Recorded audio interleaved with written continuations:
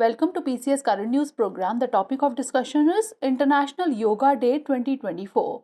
Recently, it was announced that the main celebration of 10th International Yoga Day would take place on banks of Dal Lake in Srinagar, Jammu and Kashmir.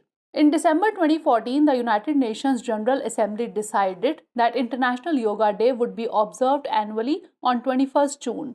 The theme of this year's International Yoga Day is Yoga for Self and Society. It highlights the importance of incorporating yoga into every aspect of life for individual and community well-being.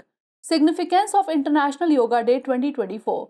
To celebrate International Yoga Day 2024, the Prime Minister of India asked to embrace Shashank Asan, a pose known for its calming effects and ease of practice.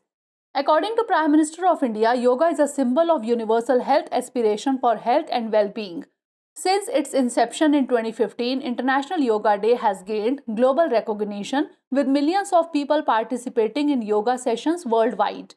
Now is the time to test your knowledge. What is the theme for International Yoga Day 2024? Yoga for Wellness, Yoga for Humanity, Yoga for Vasudhaiv Kutumbakam, or Yoga for Self and Society?